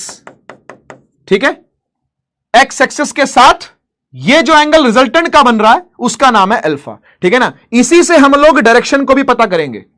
जो डायरेक्शन निकालेंगे ना इसकी बाद में, अभी तो सिर्फ मैग्नीट्यूड निकाल रहे हैं, बाद में जब डायरेक्शन निकालेंगे ना तो हम इस अल्फा का ही सहारा लेंगे, इसलिए पहले से ही आपको बता देता हूं। ठीक है, अल्फा निकालने का मतलब ही डायरेक्शन निकालना है। ठीक है, अल्फा ढूंढने का मतलब ही होता है क्या करना, एंगल निकालने का मतलब ही होता है क्या करना, इसकी डायरेक्शन पता करना। ठीक है ना? आइए सुनते हैं और समझते हैं कि कैसे आप इसका मैग्नीट्यूड निकाल पाओगे, ये लेंथ कैसे फाइंड कर पाओगे। मुझे एक बात बताओ, अगर ये क्वेश्चन सिर्फ डिस्प्लेसमेंट निकालने का होता, तब आप इस लेंथ को फाइंड करने के लिए क्या जुगाड़ लगाते? कोई कंस्ट्रक्शन करते? अब कमेंट सेक्शन को यूज करो, पढ़ने वाले बच्चे कम बैक, पढ़ने वाले बच्चे कम बैक। और मुझे बताओ ये वाली जो लेंथ है इसको आप क्या जुगाड़ लगा करके ढूंढने का प्रयास करते, क्या करते? जल्दी से कम बैक हो जाएं और मुझे बताएं। श्रेयस बहुत बढ़िया, पाइथागोरस, बिल्कुल बिल्कुल बिल्कुल, हां पाइथागोरस लगाएंगे, यस पाइथागोरस लगाएंगे, बहुत बढ़िया। पाइथागोरस लगाने के लिए हमें कुछ कंस्ट्रक्शन करनी पड़ेगी ना। अच्छा मुझे बताओ पाइथागोरस लगाते टाइम मैं इस आर को क्या मानूं? पाइथागोरस थ्योरम लगाते टाइम मैं इस आर को क्या मानूं? मुझे पता है कि पाइथागोरस थ्योरम होती है भाई H square is equal to P square plus B square. मेरा एच स्क्वायर क्या होगा? कमेंट सेक्शन भर दो जल्दी से, जल्दी से कमेंट सेक्शन में। उसके बाद फिर बंद करवा दूंगा कमेंट सेक्शन आपका मैं, है ना, फिर क्रॉस करवा दूंगा, ठीक है। अभी पूरी बात हम लोग कर लें, कैलकुलेशन के टाइम पर फिर से मैं क्रॉस करवा दूंगा। यस यस रिजल्टेंट ही होगा, बहुत बढ़िया, बहुत बढ़िया भाई। एक बार सभी लोग अपने आप को शाबाशी दे लें, सभी लोग अपने आप को शाबाशी दे लें, बहुत बढ़िया। जो हाइपोटेनस होगा वही हमारा रिजल्टेंट होगा, यानी हम इसको सिंपली आर स्क्वायर लिख सकते हैं। बहुत बढ़िया, बहुत बढ़िया, गुड गुड। ये जो आर वेक्टर है यही बेचारा कौन है हमारा? यही हमारा हाइपोटेनस है ना। अब बात करते हैं परपेंडिकुलर कहां से आएगा और बेस कहां से आएगा, है ना। इस P का जुगाड़ क्या करें और इस B का जुगाड़ क्या करें, आइए देखते हैं। मुझे एक बार बताओ, अगर मैं यहां से एक परपेंडिकुलर नीचे डाल दूं जो इस लाइन के ऊपर 90 डिग्री बना रहा हो, है ना। परपेंडिकुलर तो वही होता है जिस पर क्या बनाएगा 90 डिग्री। तो अब आपको क्या ये ट्राइंगल विजिबल है? क्या आपको यहां पर ये ट्राइंगल विजिबल है या नहीं है? क्या आपको ये ट्राइंगल यहां पे दिख रहा है? क्या ये एक राइट एंगल ट्राइंगल बन गया नहीं बन गया, जल्दी बोलो। क्या ये एक राइट एंगल ट्राइंगल बन गया या नहीं बन गया, जल्दी बोलो। क्या ये एक राइट एंगल ट्राइंगल बन गया या नहीं बन गया? जो मैंने अभी तक शेड किया था वो सब क्या एक राइट एंगल ट्राइंगल है या नहीं है? यस है, यस है। तो बेस कहां है? बेस कहां है सर? यहां से लेके यहां तक ये पूरा बेस होगा। ओहो हो। तो इस लेंथ का क्या करें? ये तो ए है, ये वाली तो ए है, ये कहां से आएगी? और फिर सर ये तो ठीक है आपका बेस है, ये आपका परपेंडिकुलर है, ये कहां से आएगा? आओ सीखते हैं कहां से निकालेंगे। देखो ध्यान से सुनना, ठीक है। अब सारी बात जो कर रहा हूं वो ध्यान से सुनना। देखो ऐसा है, ये वाला जो आपका लेंथ है, ये लेंथ, ठीक है। इस छोटे वाले ट्रायंगल को देखना बेटा, ठीक है। इस छोटे वाले ट्रायंगल को देखो। एक काम करता हूं, ये छोटे वाला ट्रायंगल मैं यहां बना के दिखाता हूं आपको, ठीक है। ये छोटे वाले ट्रायंगल का हमको सिर्फ हाइपोटेनस पता है विच इज बी। इस छोटे वाले ट्रायंगल का हमको सिर्फ हाइपोटेनस पता है जो कि बी है ना तो हमको इसका बेस पता, और ना ही हमको इसका परपेंडिकुलर पता, नहीं पता ना। लेकिन हमको ये एंगल पता है कि ये थीटा है, ये एंगल पता हमको थीटा है ना। ना ही हमको ये पता और ना ही हमको ये पता है ना। हमको सिर्फ ये पता कि इसका एंगल थीटा है और ये एक हाइपोटेनस है, ठीक है। मुझे एक बात बताओ, अगर मैं यहां पर इसका साइन थीटा लिखना चाहूं तो मैं ऊपर क्या लिखूं, नीचे क्या लिखूं? और अगर मैं इसका कॉस थीटा लिखना चाहूं तो ऊपर क्या लिखूं, नीचे क्या लिखूं? जल्दी से बता दो। अगर मुझे इस छोटे से ट्रायंगल में साइन लिखना हो, तो बेटा मैं P बाय एच करूंगा, और कॉस लिखना हो तो B बाय एच करूंगा। सर सही कह रहे हो आप, सर बिल्कुल सही कह रहे हो। तो P क्या है? P तो आपका P ही है, यानी ये वाली लेंथ। हाइपोटेनस क्या है? वो B है, B वेक्टर की बात हो रही है। ये B बेस की बात नहीं हो रही, ये B वेक्टर की बात हो रही है ना। और ऐसे यहां पर देखो, यहां पर हमने बेस निकालना है, हां सर बेस निकालना है। और हाइपोटेनस क्या है? हाइपोटेनस आपका B है। हाइपोटेनस आपका क्या है? ये B वेक्टर है। इसको वेक्टर ही लिख देता हूं ताकि आप कंफ्यूज ना हो जाओ कहीं, है ना। इसको वेक्टर ही लिख देता हूं, ठीक है। अब मुझे एक बात बताओ, क्या यहां से P नहीं आ गया निकल के? क्या आप B को ले जाओ साइन थीटा के साथ मल्टीप्लाई कर दो, है ना भाई? कर सकते हैं कि नहीं? अगर मैं P और B को साइन थीटा से मल्टीप्लाई कर दूं, यानी इसको लिख दूं B साइन थीटा, तो क्या ये मेरा परपेंडिकुलर नहीं है? क्या मैं इस परपेंडिकुलर को कह सकता हूं कि ये B साइन थीटा है? और क्या मैं इस बेस को कह सकता हूं कि ये B कॉस थीटा है? यहां तक की क्लैरिटी है या नहीं है? यहां तक की आपको क्लैरिटी है या नहीं है, एक बार बता दो। क्या मैं इस बेस को कह सकता हूं B कॉस थीटा?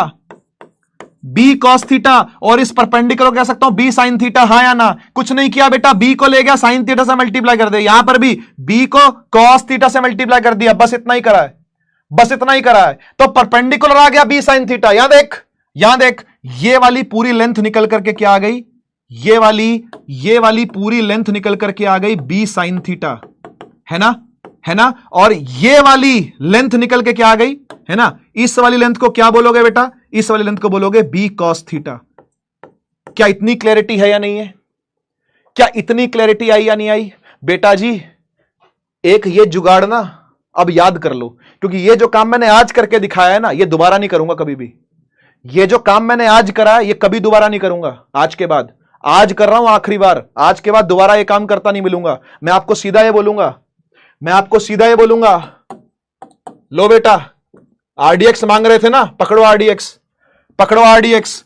अगर कोई ए वेक्टर है, ठीक है, और आपको यह पता है कि वो हॉरिजॉन्टल से थीटा एंगल बना रहा है, सही है? अगर कोई ए वेक्टर है और आपको पता है वो एक हॉरिजॉन्टल लाइन से थीटा एंगल बना रहा है, तो भाई सीधा ध्यान रखना, सीधा ध्यान रखोगे, आरडीएक्स यही है क्या कि ए का थीटा के साथ जो बगल में बनेगा वो बनेगा कॉस, और जो दूर बनेगा वो बनेगा साइन।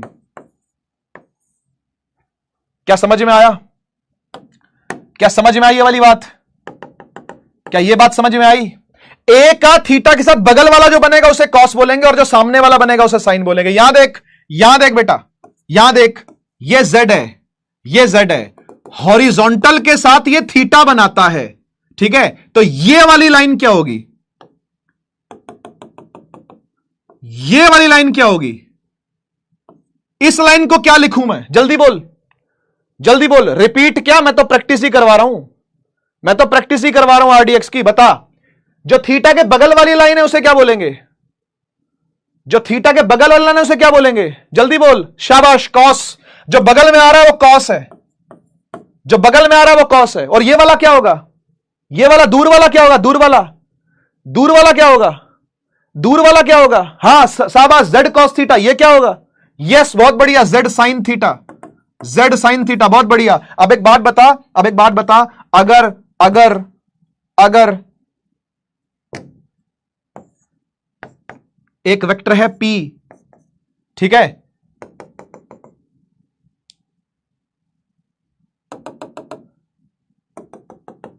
गिवन लाइन के साथ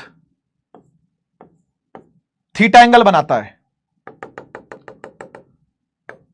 तो थीटा के बगल वाली लाइन यानी ये क्या लिखूं, और ये क्या लिखूं? जिस तरफ थीटा होता उस तरफ कौन आता है? जिस तरफ थीटा होता उस तरफ कौन आता है? कॉस आता है। बस इस बात को ध्यान रखना, यही आरडीएक्स है, यही आरडीएक्स है। क्या? जिस तरफ थीटा होगा वो साइड कॉस, ठीक है ना? सामने वाली साइड साइन, ठीक है जी? नोट कर लेना, इसको नोट कर लेना। जो थीटा के बगल में आया वो कॉस ही बनेगा, यानी बनेगा पी कॉस थीटा, और ये बनेगा पी साइन थीटा। समझ गए ना? ये जुगाड़ आपने याद रखना है, ये आरडीएक्स आपने याद रखना है, भूलना कतई नहीं है, भूलना कतई नहीं है इसको, क्योंकि ये मैं बार बार करके नहीं दिखाऊंगा जो मैंने आज करके दिखाया, क्योंकि ये 10th क्लास की बातें हैं, ये 10वीं कक्षा की बातें हैं। हम तो सीधा इसको यूज करते हैं भाई, ठीक है? हम तो सीधा इसको यूज करते हैं। थीटा के बगल वाला हमेशा कॉस होता है, सामने वाला साइन होता है, ठीक है जी? यहां फिर से देख लो एक बार, या फिर से अप्लाई करवा रहा हूं आरडीएक्स। सुन, फिर से आरडीएक्स देख कैसे अप्लाई हो रहा है। ये बी है, ये थीटा है, तो इसके सामने वाली जो साइड बनेगी वो कॉस बनेगी, है ना? जो थीटा के बगल वाली साइड बनेगी वो कॉस, और सामने वाली साइड जो बनेगी वो साइन बनेगी, ठीक है? अब मैं आपसे पूछता हूं कि पी की जगह पर क्या लिखूं? मेरे H square is equal to P square plus B square में, यानी इस ट्राइंगल के अंदर परपेंडिकुलर क्या हो? जल्दी बता दो, जल्दी बता दो, इस पूरे ट्राइंगल में परपेंडिकुलर क्या हो? जल्दी से, जल्दी से। यस, बहुत बढ़िया, परपेंडिकुलर होगा बी साइन थीटा, पूरा बी साइन थीटा ही परपेंडिकुलर होगा, और इसका भी स्क्वायर हो रहा है, प्लस प्लस बेस में क्या लिखूं? यहां से लेके यहां तक ये पूरा बेस है, तो क्या लिखना चाहिए मुझे? क्या लिखना चाहिए मुझे? ये मेरा पूरा बेस, ये जो मेरा पूरा बेस है, ये जो मेरा पूरा बेस है, वो क्या लिखूं?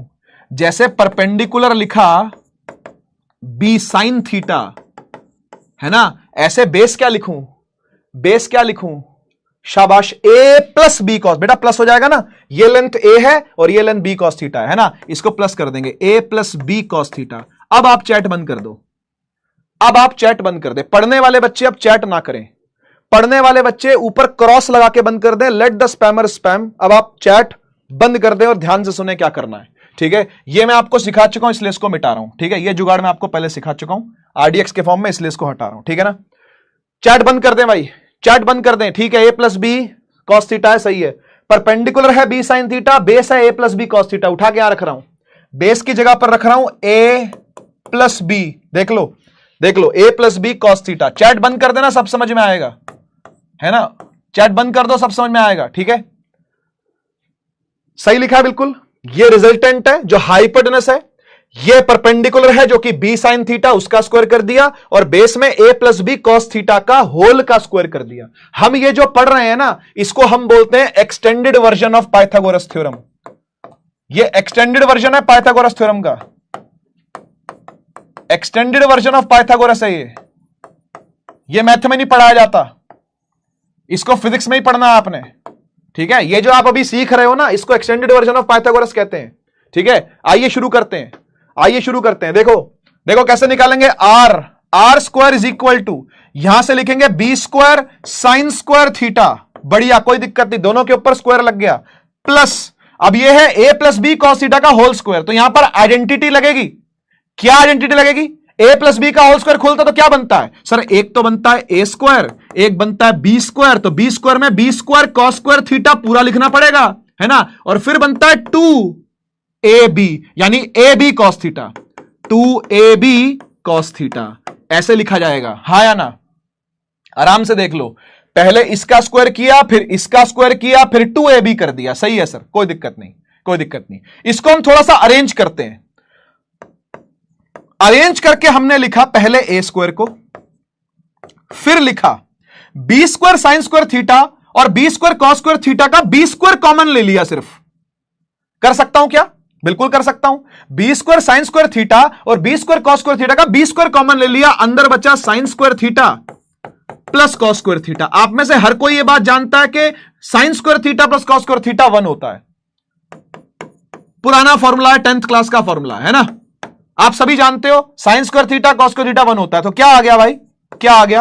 Are square is equal to A square plus B square, और ये तो 1 हो गया, 1 है तो 1 से मल्टीप्लाई कर दो, बचा क्या? बचा 2ab कॉस थीटा। यहां से स्क्वायर हटा और वहां रूट लगा दे, तेरा रिजल्टेंट निकल के आ गया बेटा, वेक्टर का, वेक्टर के रिजल्टेंट का मैग्नीट्यूड निकल के आ गया। क्या? Under the root A square plus B square plus 2ab cos theta. इसको आपने ऐसे याद रखना है जैसे आपका ये दूसरा नाम हो। आपका नाम क्या है बेटा? What is your name? What is your name? What is your name बेटा? What is your name? What is your name?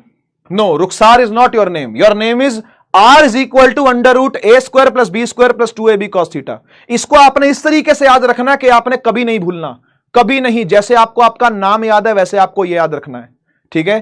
पढ़ने वाले बच्चे कम बैक, पढ़ने वाले बच्चे कम बैक। हाँ, ये जो आप नाम लिख रहे हो ये नाम तो है ही है, ये नाम तो आपका है ही है, आपका ये भी नाम है, आज से आपका नामकरण हो गया, आज से लल्लू लाल, वो तो रखा ही हुआ है तुम्हारा नाम मैंने। आरडीएक्स, आरडीएक्स नहीं बोलना, आरडीएक्स हमारे जुगाड़ों का नाम है, तुम हमारा जुगाड़ थोड़ी ना हो। हाँ, तो आपका आज से नाम क्या हुआ? आज से आपका नाम हुआ अंडर रूट आर बराबर under root A square plus B square plus 2ab cos theta. A square plus B square plus 2ab cos theta under the root, ये आपका नाम है, समझ गए ना? ये आपका, क्योंकि ये इतनी जगह यूज होना है कि आप सोच भी नहीं सकते, इतनी जगह पर यूज होगा। मतलब इस चैप्टर में तो होगा ही होगा, इसके अगले चैप्टर में, उसके अगले चैप्टर में, उसके अगले चैप्टर में, उसके अगले चैप्टर में, उसके अगले चैप्टर में, फिर 12th में जाओगे, अभी 11th में साउंड में भी, वेव्स में भी, फिर अगले अगले साल पहले चैप्टर में, दूसरे चैप्टर में, चौथे चैप्टर में, 5वें चैप्टर में। तो आप समझ लो कि आधी फिजिक्स में आप इसको यूज कर रहे हो। तो आपका नाम आज से क्या हुआ? आज से आपका नाम क्या हुआ? आज से आपका नाम है रिजल्टेंट का फॉर्मूला। ठीक है, under root A square plus B square plus 2ab cos theta. खूब याद करना है इसको आपने और भूलना नहीं है, और डेरिवेशन तो है इंपॉर्टेंट, डेरिवेशन तो है इंपॉर्टेंट, ठीक है ना भाई। इसको हम लोग extended version of Pythagoras theorem भी कह सकते हैं, ठीक है। इसका दूसरा नाम extended version of Pythagoras theorem भी है, under root A square plus B square plus 2ab cos theta. अभी हमने जो निकाला वो मैग्नीट्यूड है, अभी जो हमने निकाला वो क्या है, मैग्नीट्यूड है ना। डायरेक्शन पर चलते हैं, ठीक है। फिर से चैट बंद, फिर से चैट बंद,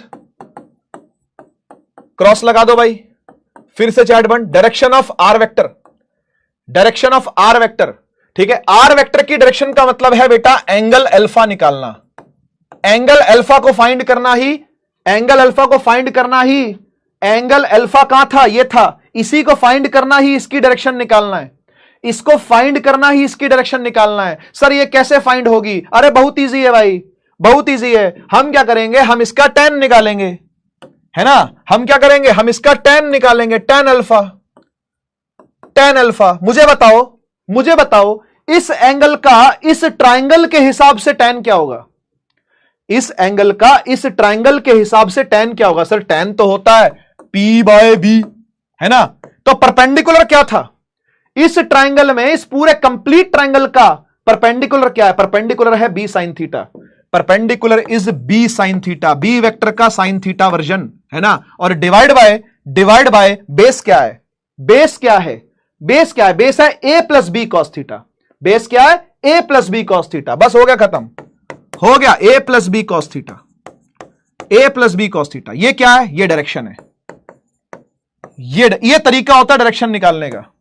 ये जो आपने निकाली है डायरेक्शन है, ये दोनों फॉर्मूले याद होने चाहिए भाई, दोनों फॉर्मूले याद करने हैं आपने, वो तो आपका नाम ही है, ये तो मैंने आपका नाम ही रख दिया, इसको याद नहीं करना, ये तो बेटा नाम है ना। अपना नाम कभी याद करा था क्या, मेरा नाम क्या है, माई नेम इज वाट, ऐसे कभी किया था क्या, नहीं किया था ना। तो इसको भी देख करके ऐसे कभी नहीं करना कि ये कौन आ गया, ये कौन आ गया मत बोलना, ठीक है ना। इसको भी आपने क्या करना, ये तो नाम है ना, ये तो नाम है। नाम कभी खुद का याद किया था क्या, नहीं किया था ना। बस ऐसे ही इसको भी ऐसे याद करना है आपने कि आपका ये नाम ही है, ठीक है जी। जैसे कि आपका क्या हो, ये नाम ही हो आपका, ठीक है। एक सवाल करते हैं फटाफट से, एक सवाल करते हैं फटाफट से।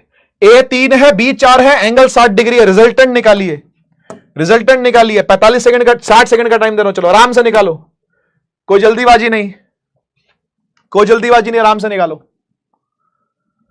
अच्छा वो सरनेम हो गया, चलो ठीक है। कास्ट कुछ नहीं होता, कास्ट कास्ट कास्ट मत लिखो, सरनेम है वो, कास्ट।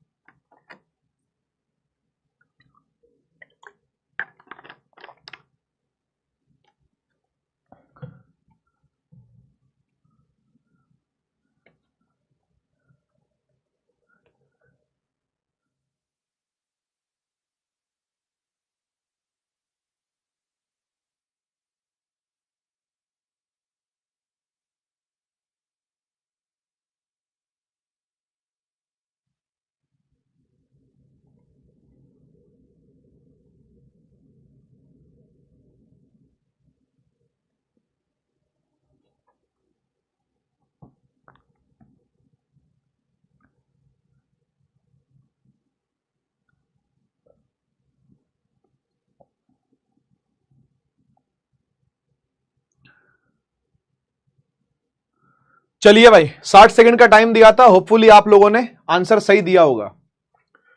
A 3 है, B 4 है, लेकिन एंगल दोनों के बीच में 60 डिग्री का है। मतलब कुछ ऐसा होगा, कुछ ऐसा होगा कि भाई ये 3 होगा, है ना, ये 4 होगा,